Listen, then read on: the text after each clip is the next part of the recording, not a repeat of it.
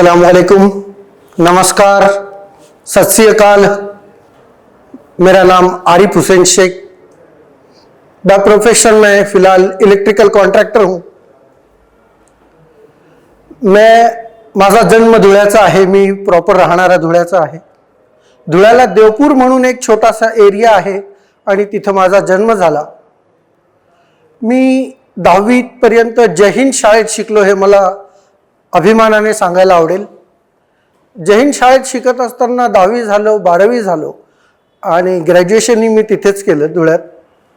फक्त माझा लाईफचा एक मेजर ब्रेकडाऊन असा होता की मला 9वी मध्ये जीवशास्त्र या विषयात 1 मार्क मिळाला आणि माझी इच्छा होती की मला डॉक्टर व्हायचं। माझे वडील गव्हर्नमेंट सर्वंट होते, कॉमन फॅमिलीतून मी आहे आणि ज्या वेळेला मी 1 मार्क मिळवला जीवशास्त्रात आणि डॉक्टर व्हायचं स्वप्न बघतो तर वडिलांनी मला असं खूप शांततेत समजवलं कि बेटे जब शेर की शिकार को निकलते हैं ना तब भेड़ी बकरी हाथ लगती है और तुमने अभी बायोलॉजी में 1 मार्क मिलाया है। आणि ती गोष्ट मला कुठेतरी क्लिक झाली आणि मी म्हटलं अरे हां, something is going wrong here, माझं चुकतंय। मग मी अभ्यास करायला लागलो। अभ्यासात मी सोसो होतो, परंतु 10वी झालो, 12वी झालो, परंतु मला मेडिकलला जायचं होतं आणि मी काही कारणास्तव फॅमिली इश्यू आणि फायनान्शियल इश्यूमुळे आणि अभ्यासात पण सोसो असल्यामुळे मी मेडिकलला जाऊ शकलो नाही। परंतु ते वडिलांनी सांगितलं होतं शेर की शिकार को निकलोगे तब भेड़ी बकरी हाथ लगेगी। तो मैं MBBS को नहीं जा सका, तो मैं सोचा चलो BAMS करते, DHMS करते। आता अनफॉर्च्युनेटली तेही कुठं माझा लागला नाही आणि मी नंतर इलेक्ट्रोपॅथी हा एक कोर्स त्यावेळेस चालू झाला आणि मग मी इलेक्ट्रोपॅथीला ॲडमिशन घेतलं, मनापासून त्याच्यात अभ्यास केला आणि तो कोर्स पूर्ण केल्यानंतर मी CMLT, DMLT, इलेक्ट्रोपॅथी हे सर्व झालं आणि एक इलेक्ट्रोपॅथी डॉक्टर म्हणून मी माझा प्रॅक्टिस सुरू केली। त्यानंतर मला नेहमी माझे तिथले मित्र होते, ते सर्व डॉक्टरांबरोबर माझं उठणं बसणं होतं आणि त्या ज्या वेळेला ते डॉक्टर डिस्कस करत होते की मी पुण्याला शिकलो, मी मुंबईला शिकलो, त्यावेळेस मला वाटत होतं की ते यार होता है हर घड़ी एहसास कहीं कुछ कम है, अपने नक्शे के मुताबिक जमी कुछ कम है। आणि मला वाटलं यार अपना भी बहुत कुछ कम है, तर आपण काय करावं। आणि त्या डॉक्टर मित्रांच्या ऐकून मी विचार केला की मला पण मुंबई पुण्यात कुठेतरी चान्स मिळायला पाहिजे आणि मी मेडिकल फील्डमध्ये हरकिशनदास हॉस्पिटलला मी मुंबईला डायरेक्ट धुळ्याहून निघालो आणि मुंबईला पोचलो आणि तिथं मी पॅथॉलॉजी डिपार्टमेंटमध्ये मी इंटर्नशिपला लागलो। त्यावेळेस मला सर्व हसत होते। मुंबईत मला गुजराती येत नव्हती, मला इंग्रजी येत नव्हती, मी मराठी मीडियमचा शिकलेलो आणि तिथे गेल्यानंतर हरकिशनदासला माझी फार सर्वजण मिळून अशी खिल्ली उडवत होते। परंतु बघा काही चांगल्या गोष्टी आपल्या भल्यासाठी होत असतात आणि अचानक मला 1 महिना झाल्यानंतर तिथल्या डॉक्टर राणी पटेल MD पॅथॉलॉजिस्ट होते, त्यांनी मला बघितलं की मी पेशंट बरोबर बोलत असताना हिंदी आणि मराठीत बोलत होतो आणि पेशंट गुजराती होता आणि मग त्या मॅडमने मला धमकी दिली की जर तुला 2 महिन्यात गुजराती आली नाही ना मी तुला इथून हाकलून देईल म्हणून। आणि हे झालं। त्यानंतर बाहेर निघालो तर एक असा व्यक्ती होता जो इंग्रजीत बोलत होता, परंतु मला इंग्रजी येत नव्हतं, मी मराठीत त्याच्याबरोबर किंवा हिंदीत कम्युनिकेशन करत होतो। आणि मग तिथे ते नायर होते HOD, ते भेटले, ते म्हटले तेरे को इंग्लिश नहीं आएगा तो मैं तुझे हकाल दूंगा।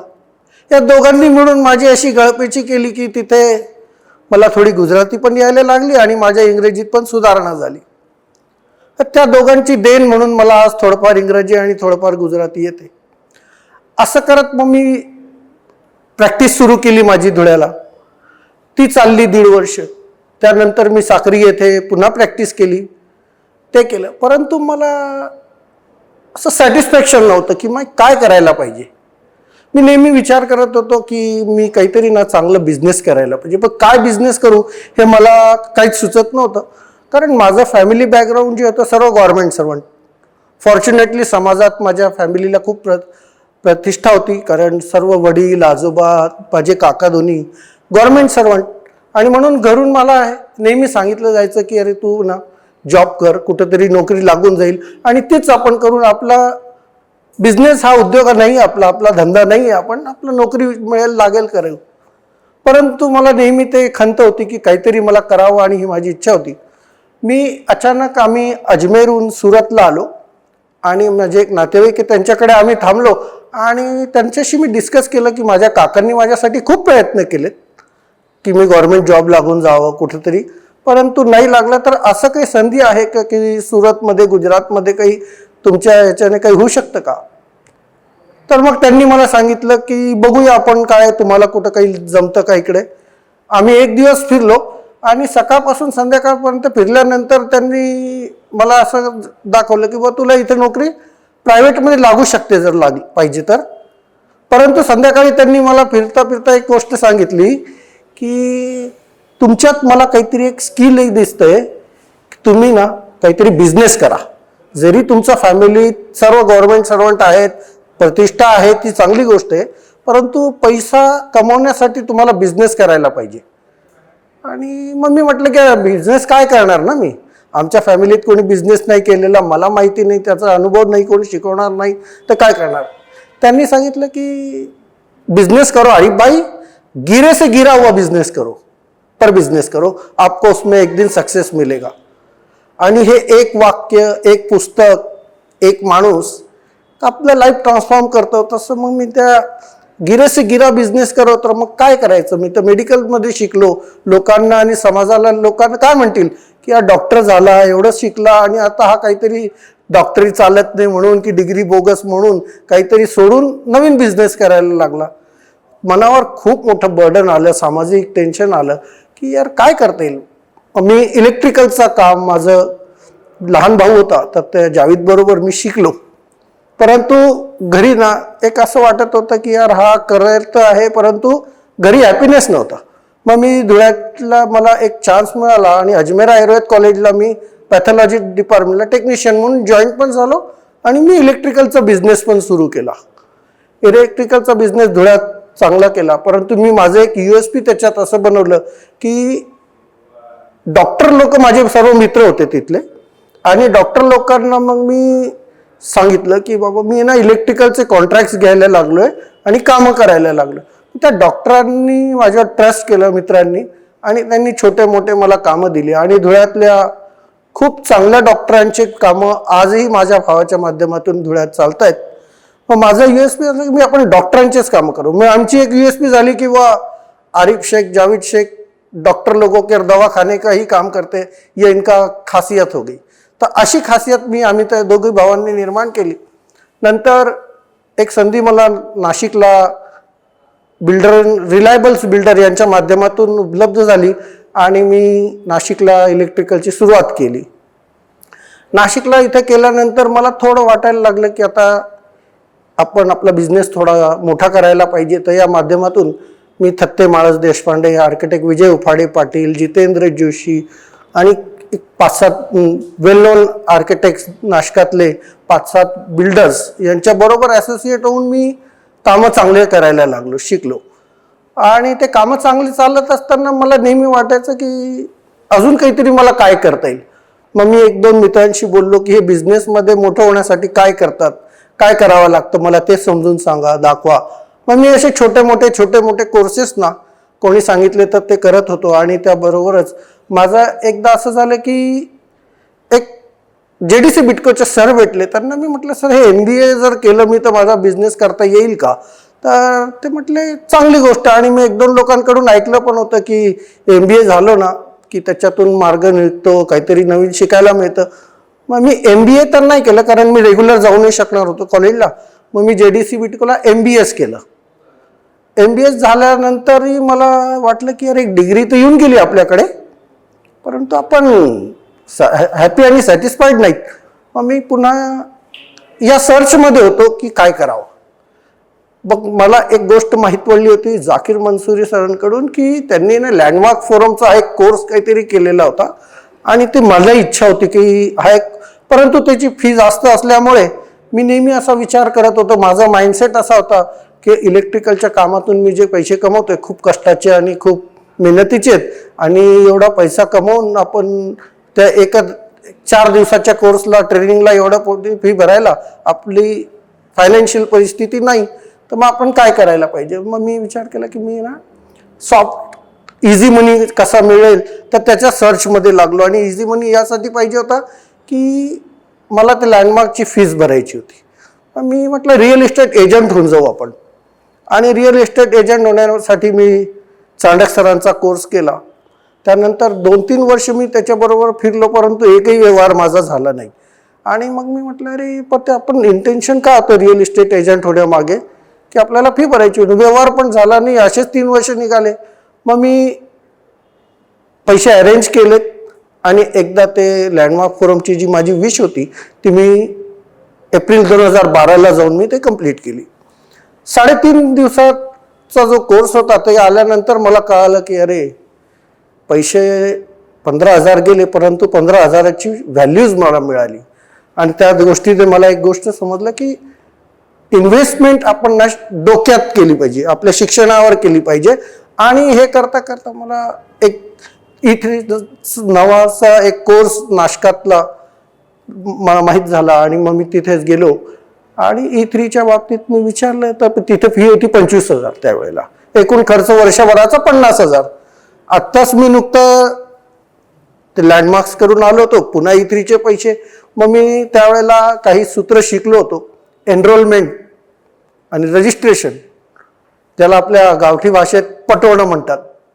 तर ते सूत्र मी तिथं शिकलो होतो. आणि मग ते E3ला आल्यानंतर अविनाश सरांशी माझी भेट झाली आणि मग मी त्यांना, अश्विनी मॅडम होत्या त्यांच्याशी माझी भेट झाली आणि मी त्यांना एनरोल केलं की बा मला तुम्ही इथं ॲडमिशन द्या, तुमची फी मी हळूहळू करून पूर्ण करेल. मग त्यांनी मला माझ्यावर ट्रस्ट ठेवलं आणि मला त्यांनी E3ला एनरोल केलं. 1 वर्षाचा कालावधीत आणि ह्या 3.5 दिवसाच्या ह्याच्यात माझा कम्प्लीट ट्रान्सफॉर्मेशन झालं. मी E3 याच्यासाठी आलो होतो की मला तिथं नेटवर्किंग शिकायला मिळेल, माझा बिझनेसचा ग्रोथ होईल. आणि विशेष म्हणजे की असं वाटत होतं इलेक्ट्रिकलचा कामात मला आनंद नव्हता मिळत, कारण मी कॉन्टॅक्ट माझा वेगळा होता की मला पैसे पाहिजेत, परंतु ते कशासाठी कमवायचे हा पण विषय नव्हता. आणि मग मी E3 आल्यानंतर माझं विजन, मिशन, पॅशन, प्रोफेशन हे सर्व माझं तिथं क्लिअर झालं. आणि मला असं वाटत होतं की मी इलेक्ट्रिकलचा बिझनेस सोडून द्यावा आणि रिअल इस्टेटमध्ये यावं. आणि अविनाश सर जे आहेत ते रिअल इस्टेटमध्ये मास्टर आहेत आणि यांच्याबरोबर राहून आपल्याला शिकायला मिळेल आणि हा माझा विचार. परंतु ज्या वेळेला मी E3ला आलो आणि बघितलं की अरे मला माझ्याच बिझनेसवर, इलेक्ट्रिकलच्या बिझनेसवर पुन्हा प्रेम झालं आणि मी तोच बिझनेस नवीन पद्धतीने करायला घेतला. आणि नवीन पद्धतीने माझं पूर्ण माइंडसेट बदललं, बिझनेस करण्याचा माइंडसेट बदलला, विचारसरणी बदलली, माझं नेटवर्क बदललं, माझं पूर्ण ऑर्बिट बदललं, माझं काम करून घेण्याची आणि करण्याची पद्धत बदलली, माझं वे ऑफ कम्युनिकेशनमध्ये फरक पडला. आणि या पद्धतीने मग मी शून्यातून तिथून म्हणजे 3 टाइम्स ग्रोथ माझी E3च्या प्रवासात झाली. त्यानंतर मी E3मध्ये कोच म्हणून आहे, आता हेड कोच म्हणून पण मी काम करत आहे. त्याबरोबर मला माझ्या लाईफमध्ये फॅमिली, वडील आहेत, आई आहे, मिसेस आहे, एक मुलगा अशफाक आणि इकरा ही माझी लहान मुलगी आहे. E3च्या माध्यमातून मी रिलेशनशिप शिकलो. आणि एक गोष्ट मला डिस्टिंग्विश झाली कि purpose of my life is लोगों के घर और उनकी ज़िंदगी रोशन करना. ये मेरा काम है, ये मेरा पैशन है. और मैं पैशन के लिए पहले काम नहीं करता था तो बोर हो जाता था. अब मेरा पैशन वो है. मग मी ते हे केलं की पर्पस ऑफ माई लाइफ, तो मैंने एक सोचा कि अपने लाइफ में मैं 1 लाख लोगों के लाइफ में कंट्रीब्यूट करूँगा, लोगों के घर और उनकी ज़िंदगी में रोशनी करूँगा. और इसीलिए मेरा जन्म हुआ है और मैं लोगों के लाइफ में, डे टू डे लाइफ में कंट्रीब्यूट करता हूँ. ये मुझे अच्छा लगता है. इसके लिए मैं कुछ NGOs है नासिक में, एम्स चॅरिटेबल ट्रस्ट से जुड़ा हुआ हूँ. त्याच्या माध्यमातून आम्ही सोशल कॉज म्हणून मुसाफिरखाना चालवतो, गरिबांसाठी मदतीसाठी मेडिकल ट्रीटमेंटची व्यवस्था करून देतो. एक ॲम्ब्युलन्सची व्यवस्था आमच्याकडे आहे. आम्ही नीमा ही एक नवीन ऑर्गनायझेशनचा मी एक मेंबर आहे. त्याच्या माध्यमातून आम्ही मुस्लिम एंट्रप्रिनियर्स, इंडस्ट्रियलिस्ट अँड मर्चंट असोसिएशन स्थापन करून आम्ही सर्व उद्योजकांना एकत्र आणून त्यांच्याकडून त्यांची ग्रोथ, समाजाची ग्रोथ कशी होईल हे बघतो आणि त्यांनी दिलेल्या समाजाची जर ग्रोथ झाली तर त्यांनी दिलेल्या जकात मीन्स डोनेशन या माध्यमातून समाजाची प्रगती होण्यासाठी आम्ही एक जनसेवा बँक बिनव्याजी चालवतो. त्याच्या माध्यमातून जवळजवळ 150 लोकांना आता लोन वाटून त्यांच्याकडून बिनव्याजी हे केलेलं आहे. ही माझी सोशल काम एक रिस्पॉन्सिबिलिटी म्हणून मी करत असतो. मला जे काही अनुभव आत्तापर्यंत आले त्याच्यातून मला एक गोष्ट सांगायला आवडेल की मिटा दो अपनी हस्ती को, गर कुछ मर्तबा चाहो के गेहूं खाक में मिलकर गुले गुलजार होता है.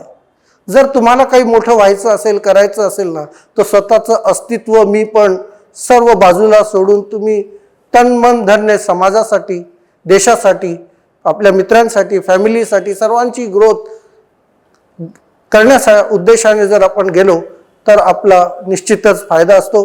आणि आपल्या या लाईफ प्रवासात लोक काय म्हणतील हा जर मी विचार केला असता तर मी आत्तापर्यंत इथं आलोच नसतो. या पद्धतीने मी इथे येऊन माझं मनोगत व्यक्त केलं आहे. मला E3च्या माध्यमातून माझे अविनाश सर हे गुरु मेंटॉर भेटलेत. थँक्यू.